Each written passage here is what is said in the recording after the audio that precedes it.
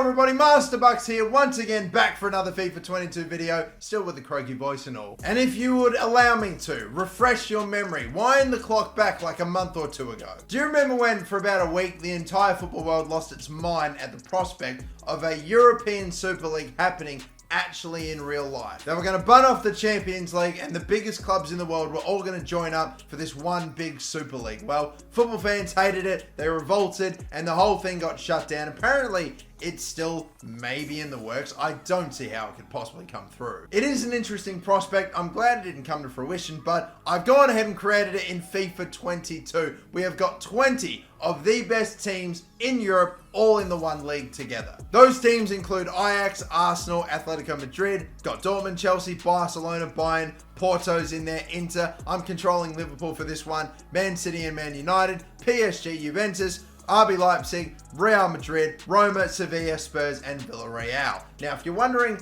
why I've gone with these teams over certain others, I just want to let you know that there's been no bias or anything in that. I've actually just gone off the coefficient rankings according to UEFA. So those are the highest rated coefficient teams in the entire league, or in the entire continent, should I say. But we've also gone and done it for the championship as well. So basically, teams 1 to 20 occupy the Premier League, and we've gone and sorted out a second division as well, just because. And the rest of those teams make up the other, 20 to 40, 42 teams or so. So you got Young Boys, Başakşehir, as well as that's Atalanta, I think, Bergamo, Calcio. So many Serie A teams are just done out here. FIFA 22, it's going to be a tough time if you're a big fan of the Serie A. That's all I'm saying. Celtic, Club Brugge, Basel, and some surprising teams. I was surprised some of the football clubs, how highly rated they were, like Frankfurt getting in there. Lazio, maybe I'm not too surprised about. Any other surprises? I mean, RB Salzburg were pretty high up there. Celtic and Rangers, they're going to get in there too. Braga, Reading's in there. I think I probably could have done them out, but oh well. That's one championship team still in there. I mean, Christ, imagine if they actually find a way to somehow stay up. That'd be quite funny, wouldn't it? So yeah, the Super League has been created. We're going to simulate ahead, have a look at all of the games that these teams are going to have coming up against each other. They've also got the Champions League to play as well, but really, the Champions League becomes dead. It's purely the league that we're focusing on, this Super League. I'm going to advance ahead to the halfway mark, so to the January transfer window, and we'll see how the first season of the Super League is shaping up. And we might sim a couple of seasons. I want to see who ends up winning what and who ends up standing out in a league of the absolute best of the best. Who is coming out on top? Be sure to drop a like and maybe even subscribe so that way you can help me cure my throat cancer. Well, anyway, let's have a look at the halfway stage of the Super League, how things are going. And well, I think you'll find a couple of big surprises. You've got Inter on top, Man City in second with Spurs in third.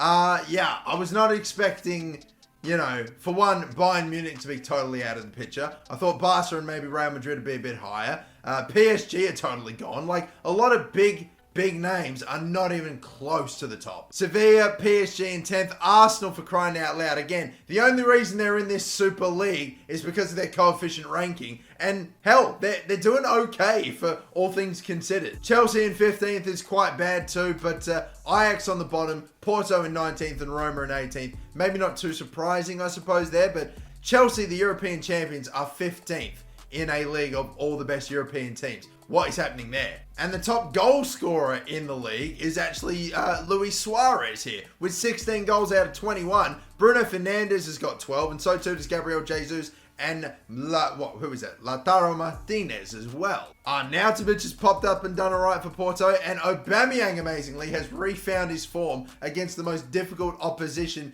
in Europe. What is going on right here? This is crazy stuff. Nothing from Ronaldo or Messi either. Well, to be fair, they actually are amongst it, but just not anywhere near as high as you would expect. But then again, Ronaldo and Messi, they never, even in FIFA, get close to what they would get in real life. Messi's got 7 from 21, and Ronaldo's got 6 from 20. Well, I may as well go all the way to the end of the season then. Let's see who wins the first Super League season, who's going to get relegated, and who's going to be coming up. Well, people, here we go. First Super League finished, and Inter Milan do somehow win out of every other big team in Europe, the Super League, incredibly. Man City in second, Spurs in third. Barca ended up creeping up a little bit in a fourth. We got Piemonte Calcio in fifth. Atletico, Manchester United, Real Madrid, okay. But some teams, man, PSG, Bayern, I would have thought maybe a little bit more. Sevilla's done okay. Liverpool, Arsenal. Arsenal's definitely done all right, you would suppose. Dortmund, Chelsea, Leipzig, and Villarreal are only just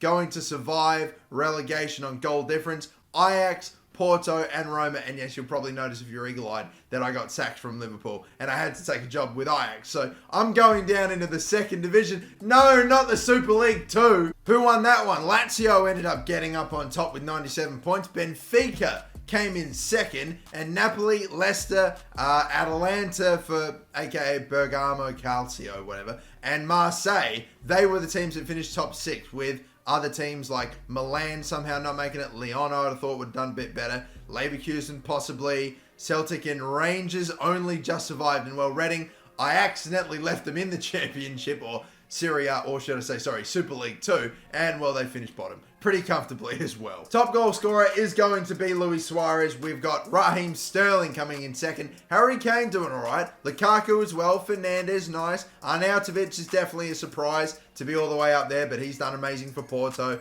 Aubameyang too. Martinez, and yeah, overall it was a bit of a surprise to see some players, certain players do as well as they did, and some clubs do as well as they did. But that is one dub for Inter Milan. Let's do a few more seasons. I want to see who else can maybe find a way to win a Super League. Okay, this time around, I think I'm just going to go all the way to the end. We'll just push and find out who our next winner of the Super League is going to be, and who again steps up this time in Season 2.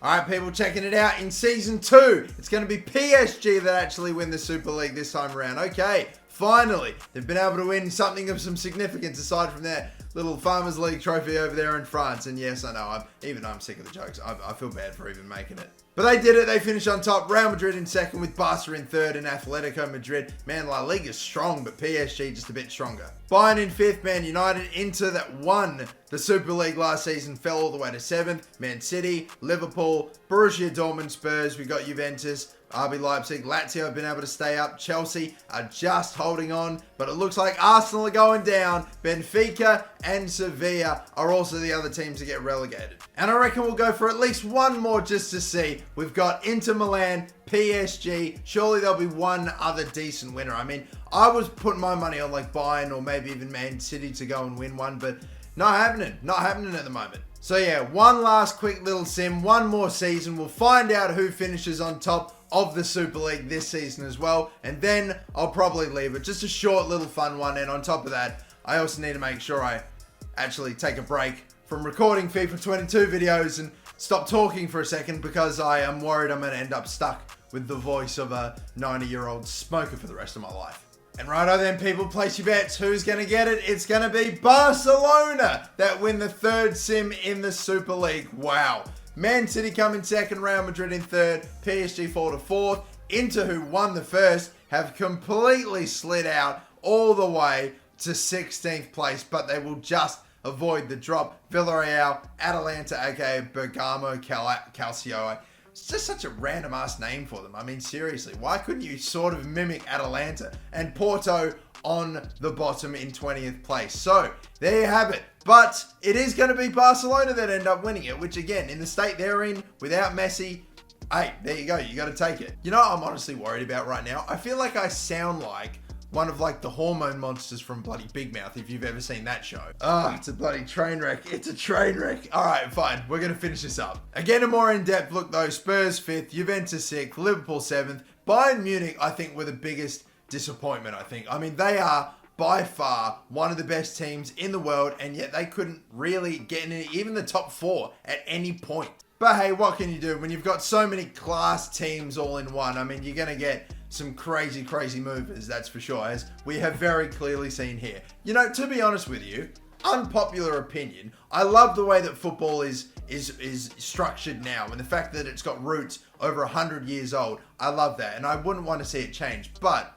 I'm just saying, if money has its way, because let's be real, cash is king. If the Super League was to happen, I would be disappointed, but I would be cautiously intrigued, to say the very least. A 13-game knockout competition is vastly different to playing 30, 40 games against the absolute best every single weekend. That is very interesting. I would be kind of intrigued to see that, but I, at the same time, still definitely don't want it to happen. I'm gonna go now. I need a fucking strepsil. I need a lozenge. I need whatever. I need Jesus at this point. Fucking hell. Thank you all so much for watching, ladies and gentlemen. Don't forget to like and subscribe. I'm going to bed. I'm having a rest. I'll hopefully have a few more FIFA 22 videos to come out after this though, but oh god, I might have to do some post-com or something because this can't run any further. Oh god, I don't even know what the comments look like on the last couple of videos, but I'm sure they're savage as shit. Either way though, people, thank you so much for watching again. Don't forget to like and subscribe. Catch you for the next one. See you later, and bye-bye.